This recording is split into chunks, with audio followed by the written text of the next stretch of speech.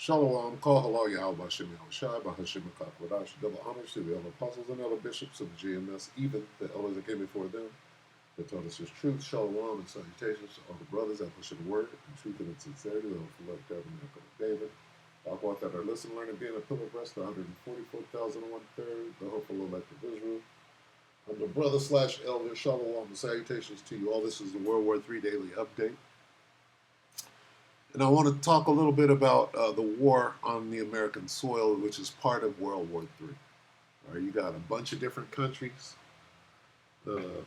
nations here. You got China, you got Iran, you got Russia.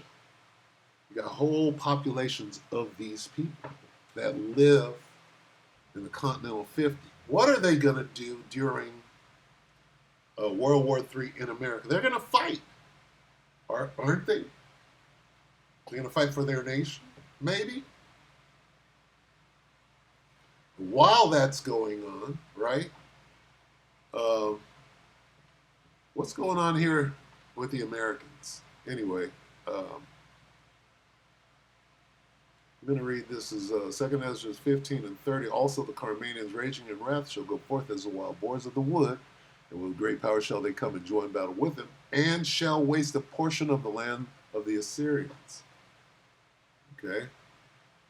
Now I'm going to jump down here to 33.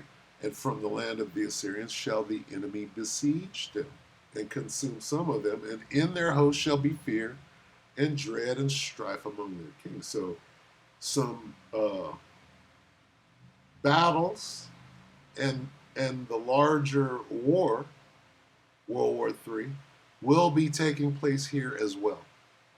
Okay, as well as in the land of what they call Israel proper, or Palestine, whatever you want to call it.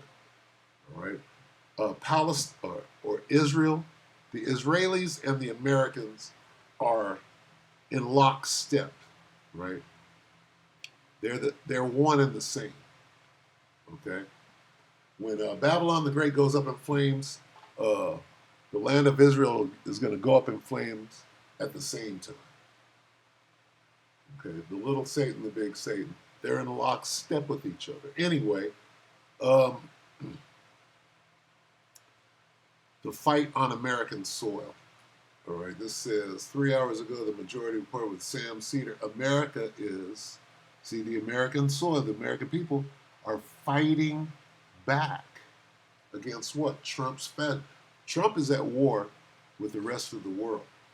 What's going on with the American people? They're at war with Trump. With every hour that passes and every lie that's told and uncovered, with every lie that truth that comes out, this dude's losing his fight. The devil's losing. So he's getting desperate. What is he going to do? He's going to fall back on. First, you got to fall back on lies. When that doesn't work anymore, then what? He pulls out that weapon, that sword, and he's going to try to kill everybody.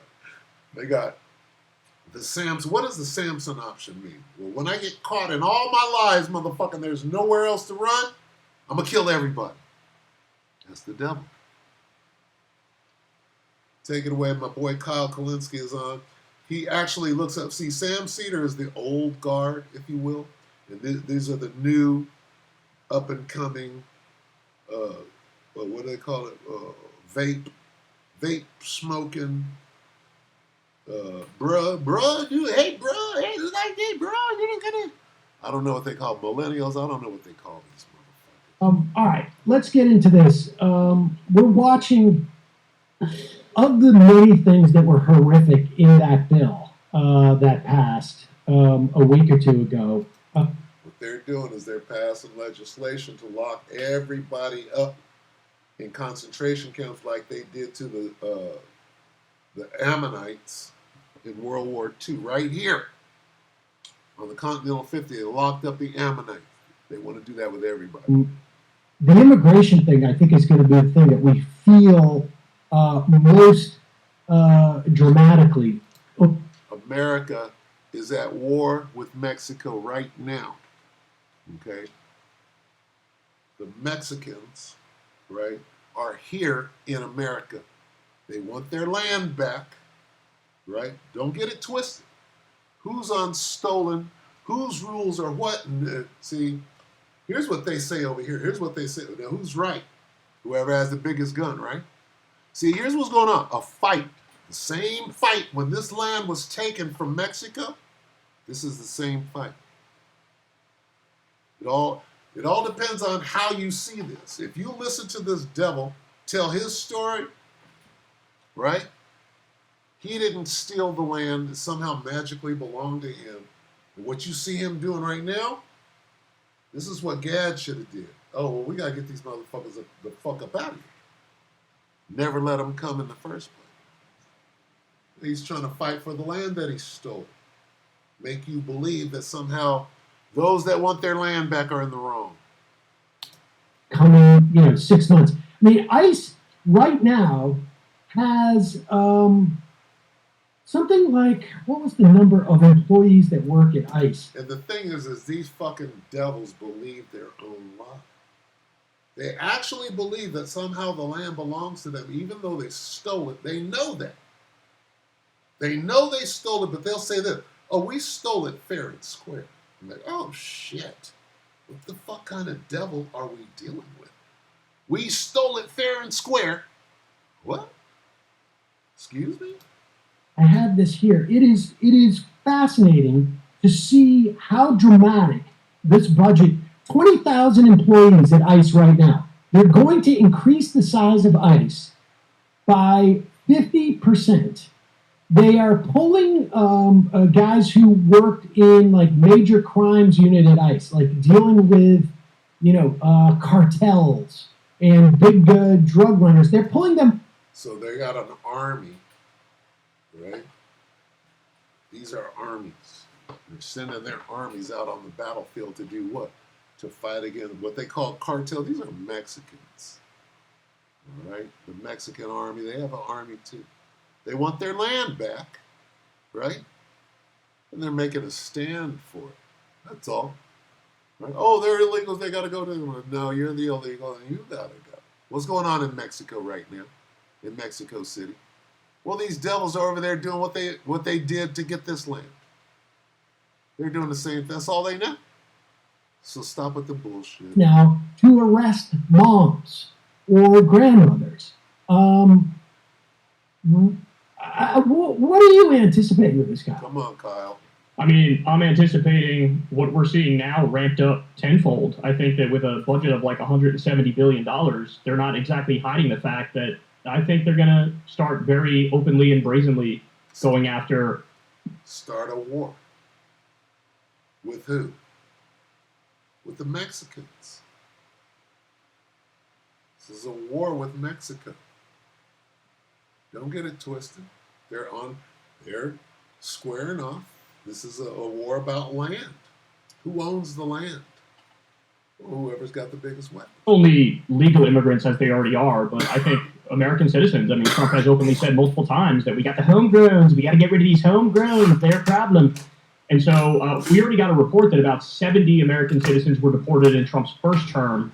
And I would venture a guess there were at least at a couple hundred or maybe over 1,000 already, because he's treating ICE like his Gestapo. That's what it is. Now the ICE budget is bigger than like the Israeli military budget. What are you planning on doing with the Israeli what? The ICE budget, which is a military, is bigger than the who? Israeli military budget, which is huge. Like his Gestapo, that's what it is. Now the ICE budget is bigger than like the Israeli military budget. Woo. What are you planning on doing with all those personnel? And by the way, they're also like deputizing Proud Boys and white nationalists to be the ICE Gestapo. They're pulling over random cars on a Tennessee highway. I covered a story. So don't be fooled by what's going on. They keep saying immigration, but you're going after Issachar. You're going after Gad. You're going after Manasseh. Going after Ephraim. You're going after Levi, going after Benjamin, right? We see what you're doing. We know what it is, okay? Other people don't see, but we clearly see you making your little move. Do what you got to do, all right? We wait. Come in like a flood, it's on. See, we're very, very close to them coming in like a flood. That recently, and I mean, you see what they're doing The there. flood is what? Military. They're going into doctors' offices and Walmarts and Home Depots, and just expect this in every city. Trump's now saying the next ones are New York and DC, where he's going to try to do the same sort of federal crackdown like we're witnessing in LA right now. It's sort of, And then the finger pointed. He's over here. Well, we got one over here. And the phone calls. We're going to give you some money to destabilize this movement. Nobody's going to trust anybody, and set up the climate, right, of absolute chaos. fascinating to me. We were talking to someone from LA Taco, which was a online like foodie site focused on tacos and community reporting that have basically become a clearinghouse for all of these reports about ICE and all of the stuff that's happening in LA. And the host, Memo, I can't remember his last name, but Torres. Memo Torres was talking about how like so much of this stuff does not get reported outside of even just their website, never mind on the local news. And that to me is sort of shocking. I mean, when you think about how much the Trenta Agua, which we never hear about anymore, all of a sudden they just melted away. But how much we heard about that versus what is actually happening in terms of so-called criminal enforcement. Yeah, I mean, to be fair, it is truly, truly difficult to keep up because every day there's another like 12 different absolute horror stories. I mean, I'm still thinking of the 288 people who were rounded up and sent to a concentration camp in El Salvador. No due process whatsoever. 90% of them have no criminal record whatsoever. Somebody had a tattoo for his brother with autism, and they said it was a gang tattoo, and they sent him there. Somebody had a mom and dad tattoo, and they said that's a gang tattoo, and they sent him there. I mean, how many stories like this are out there now? We just got word that we already have an innocent person who was sent to Alligator Alcatraz, as they call it. Person had no criminal record whatsoever. They didn't fill out, they like forgot to fill out one form for their immigration paperwork, and now they're being sent there. And look, I mean, I think they're going to continue down this path, and they're going to create more effectively concentration camps. If you are throwing out due process, throwing out habeas corpus, rounding up whoever you want, and locking them up, then there's no other thing to call that but a concentration camp. So, I mean, I truly fear for the future of this country. I don't see how we get out of this without having basically like new Nuremberg trials and locking up Stephen Miller and locking up Christy Noam and returning rule of law, because this is the most lawless thing I've ever. Sam shook him when he said that. Look at Sam. This guy is way out there. When he started mentioning names, Sam started breathing hard. Watch. He was cool. He mentioned them names. Sam was like, oh, shit, nigga, you. Because this guy, he pushes the envelope. I like that about him. Effectively concentration camps. If you are throwing out due process, throwing out habeas corpus, rounding up whoever you want, and locking them up, then there's no other thing to call that but a concentration camp. So, I mean, I truly fear for the future of this country. I don't see how we get out of this without having basically like new Nuremberg trials and locking up Stephen Miller and locking up Christy Noam and returning rule of law, because this is the most lawless thing I've ever seen. I mean, this is like looking at what Bush did overseas. This is like the imperial boomerang, where now it's come back to our country, and they're even escalating it here. Yes, it's, I think, really important to put it in the context of the war on terror. We would not be... The war. The war, the war, the war, the war, the war.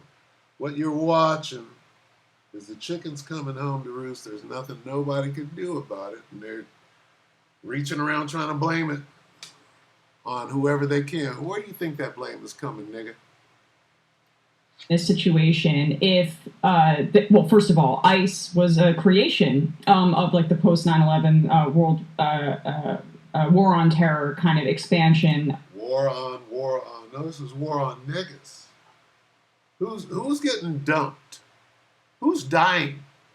Well, the side that really doesn't know that they're fighting, doesn't know who their enemy is, and doesn't know that they're on the battlefield. Look, motherfucker. Either you're going to fight for your life, or they're going to just easily put you to death.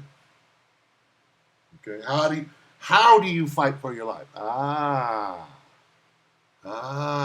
See? It's a spiritual fight.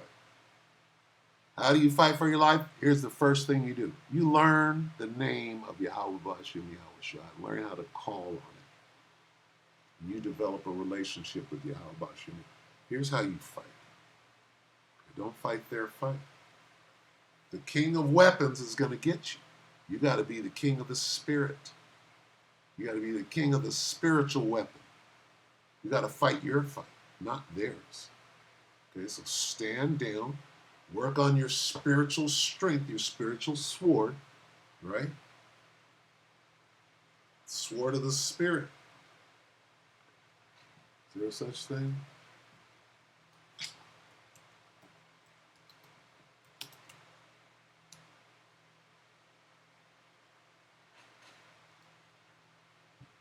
I'm going to end it right here. See, you're at war, man. You are at war. Ephesians 6 and 17. I'm going to just read this and that's it. And take the helmet. Okay, the helmet protects what? Your mind.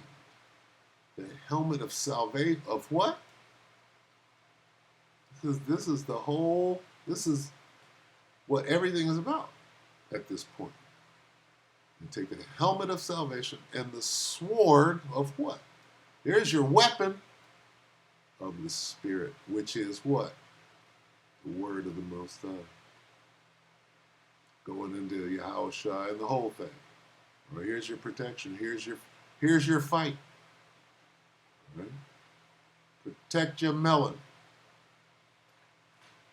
Got it? Protect your melon at all times. How? Boom.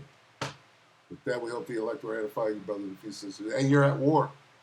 All right? Get your TAs, your spiritual TA 50 together. Shalom.